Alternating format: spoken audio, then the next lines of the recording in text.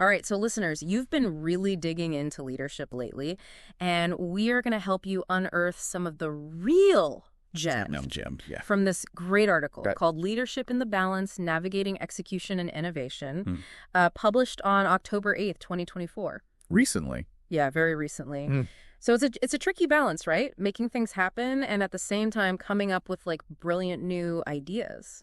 It's a challenge that many leaders face. And, this article really digs into these two different modes of working, execution and innovation, Right. and how they kind of complement each other and some of the interesting connections to things like stress and even celebration. Stress and celebration. Okay, I'm intrigued. Yeah. Let's start with the basics, though. Okay. How does this article define execution versus innovation? So it breaks down these two kind of modes of working, right? So execution is all about the operations.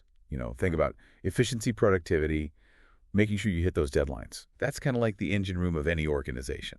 It's all about keeping things running smoothly. So if I can just jump in there for a sec. Sure. Like, I imagine, a well-oiled machine where every single part is working together in sync Exactly. to produce that result. You got it. And the mindset with execution is really about proving yourself and performing consistently. Okay.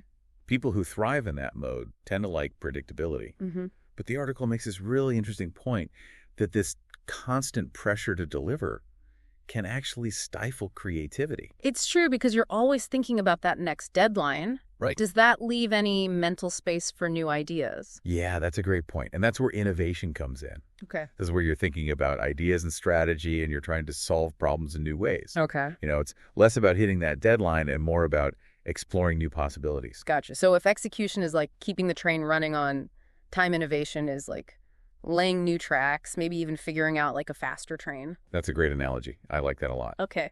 And, the mindset with innovation is all about improving and learning. Mm-hmm. So it embraces change experimentation, even the occasional, misstep along the way. Because you have to learn from those.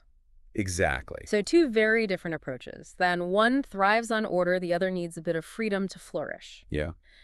So how can leaders balance those two things? They seem almost the opposite of each other.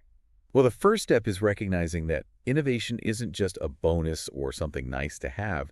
It's actually essential. Okay. And it actually makes execution better Okay. because it allows execution to be more efficient. It allows it to be Yeah. more relevant and more adaptable. Right. So, imagine a company that was just focused on execution, churning out the same product year after year. Yeah. They're eventually going to get left behind. Right. Stagnation versus evolution. Exactly. You got it. You need that new blood, that new idea influx to keep execution Mm. sharp and competitive. But how do you foster that innovation? Do you just tell people be more creative? No, not quite. Leaders have to cultivate a specific culture Okay. for innovation to thrive. Okay.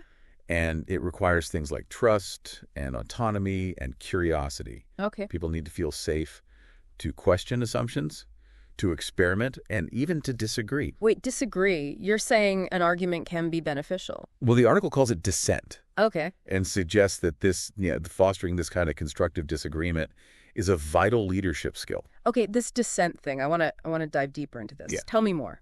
So it's not about just encouraging negativity or conflict for its own sake. Okay. It's about creating a space where people feel comfortable sharing different perspectives, Okay. even if those perspectives challenge the status quo. So healthy debate, constructive criticism. Exactly. Okay. And the article highlights a couple of reasons why this is really important. So first, it helps leaders get a more accurate picture of reality.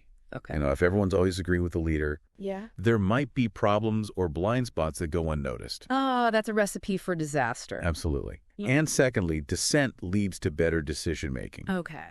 Because when you have these different viewpoints being heard and considered one, you're more likely to come up with a solution that is really robust and will stand the test of time. I'm starting to see the value of a little healthy disagreement here. Good. But how does a leader encourage this? Is there like a magic formula?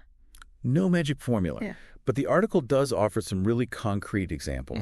Yeah. Leaders can ask questions that invite, exploration and deeper thinking. Okay. Things like, what's the reasoning behind that perspective? Okay. Or can you tell us more about your concerns? Right. And by genuinely seeking to understand these different viewpoints, Yeah. leaders can create a space for people to really speak their minds. So it's not just being open to these different ideas, it's Mhm. actively seeking them out.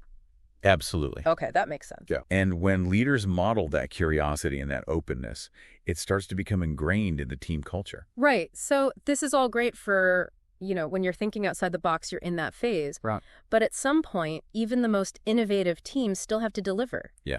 So you have to shift gears back to execution. Right. How do we manage that transition? That's a great point. And the article emphasizes that it's important to mark the end of that execution phase Okay. with a sense of completion and celebration. Okay. So it's about acknowledging the achievement, but in a way that goes beyond simply checking a task off the list. Okay. So how do you celebrate the right way? It's about celebrating the entire journey, Okay. not just the destination, Right. So reflecting on the behaviors, the effort, the challenges that were overcome, and the lessons that were learned along the way. I love that because it's about finding meaning in the entire process, not just the end result. Exactly. And that kind of celebration actually fosters a mindset of, Continuous improvement. which is essential for Yeah. the improved play. The improved play, right, where innovation feeds back into execution to make everything better. You got it. It's like a feedback loop. The output of innovation becomes the input for execution, Mm-hmm. and then the results from execution feed back into the next round of innovation. Exactly. It's this incredible cycle where the reflection and strategic thinking from that innovation phase Yeah. actually lead to practical improvements in how you execute. It's all starting to click for me. Good. But I think we need to pause here for a moment, and we're going to pick up the rest of this deep dive in part 2. Sounds good. So see you there. Welcome back to our deep dive.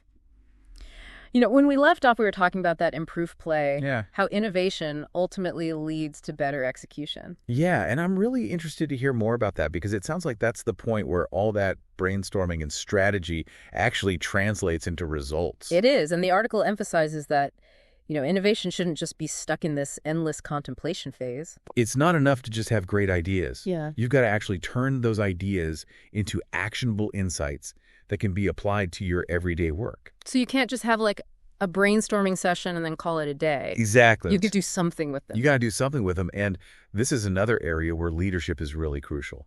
Okay. Leaders need to guide their teams to actually get to those actionable insights. How do they do that? Well, they can ask questions like, how can we actually implement this idea? Or Yeah.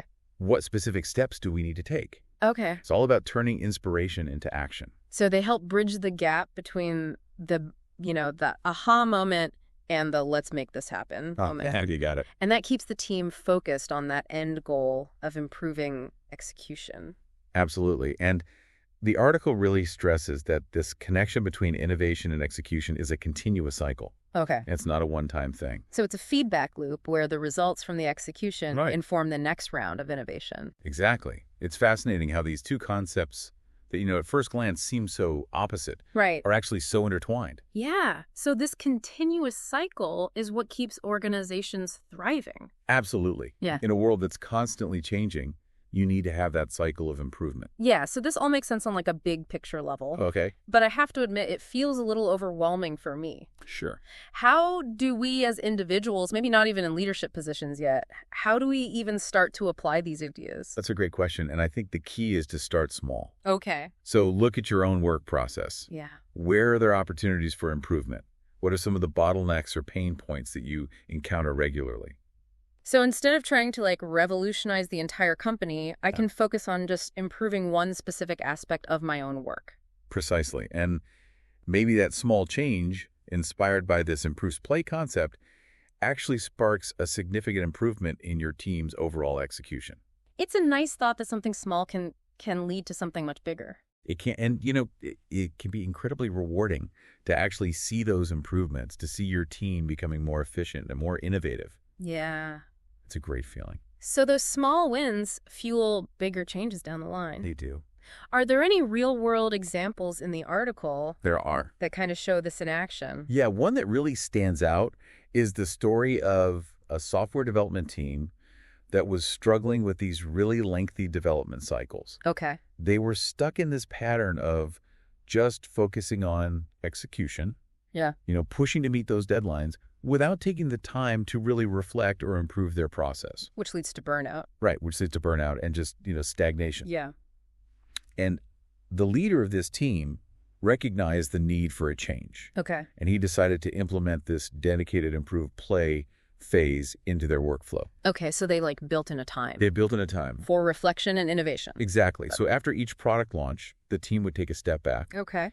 and analyze what worked well, what could be improved. So a structured time for thinking about these things. Right. And what they found was that even these seemingly small adjustments, Okay. like streamlining their communication protocols or, adopting a new code review process, Yeah. actually had a huge impact on their efficiency and the quality of their output. That's a great example of, like you said before, how a small change can create this ripple effect. Exactly. So they went from just getting it done Mm-hmm. to constant improvement. That's what happened. And the results were remarkable. Yeah. Not only did their development cycles actually shorten, Okay. but the team's morale improved significantly. Interesting.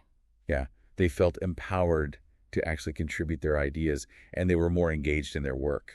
It wasn't just about efficiency then. Right. It was about creating a better work environment. Exactly. And that's a key takeaway from this article. Okay. Balancing execution and innovation isn't just about, maximizing output. It's about creating a work environment where people can actually thrive and learn and grow. This is all making a lot of sense to me. It's really giving me a new perspective on how to approach my work and, my role within the team. But before we get too lost in our own reflections here, Right. let's move on to that final part of this deep dive, Okay. where we can explore some more practical takeaways. Sure. And maybe even a final thought-provoking question from you. Sounds good. Let's do it. Welcome back to the final part of our deep dive. I was thinking about that example of the software development team Yeah. and how they made such big improvements with Mhm. just these small changes. Yeah. It shows how impactful, those small but consistent changes can really be. Yeah, and it all ties back to what we talked about earlier about those different mindsets. Execution loves that predictability, Right. but innovation needs a little breathing room to experiment. And need space to play around and try new things. And those improve play moments, Mhm. they inject a little bit of that innovative spirit Yeah. into execution. It's not always a straight line to success. It's messy. Sometimes you got to take those detours. Absolutely. And those unexpected discoveries lead to the biggest growth. I think that's where the real magic happens. Yeah. And recognizing that even mistakes can be valuable. Big time. Learning experiences. And when you actually celebrate those learnings, Yeah. that creates a culture where people feel safe Yeah, to take risks and push boundaries. totally. Because it's not just about hitting a specific target every single time. Right. It's about celebrating the effort, Mm-hmm. the resilience, Yeah. the willingness to try something new, Absolutely. even if it doesn't work out perfectly. Yeah. And that kind of celebration really reinforces that improve and learn mindset, Mm-hmm. which is so essential for innovation. It becomes this positive feedback loop where people are more likely to embrace challenges and try new approaches. It makes me think about how we even define success. Yeah. We're so focused on the end result.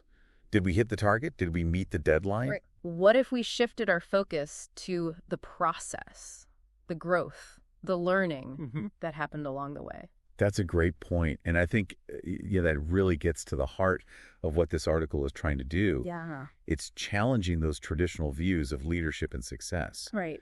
and recognizing that innovation is just as important as execution. And finding that balance, Mhm. that's what allows organizations to thrive in this ever-changing world. Absolutely. Yeah. It's about creating that culture where efficiency and creativity are both valued, where people feel safe to experiment and challenge assumptions, and where success is measured not just by those results, but also, that growth and learning and that continuous improvement. Well, this has been such a great conversation. Yeah, it's been fun. Really insightful for me. I feel like I have this whole new perspective on leadership. I'm glad to hear that. But before we go, do you have one final piece of advice I do. for our listeners who are trying to apply these ideas? If you take away just one thing from this deep dive, let it be this. Ask yourself, what is one small change I can make today? Go. Inspired by these ideas that could lead to a significant improvement in my team's execution or innovation. Yeah. It could be a new question that you ask in a meeting. It could be a different way of celebrating success. It could be A small experiment in your work process, just one small step towards creating that more balanced and thriving work environment. I love that call to action, and thank you so much for sharing your wisdom and insights with us today. It's been a pleasure. And to our listeners, keep exploring, keep learning, and keep leading with both your head and your art. Yes. Until next time, happy diving.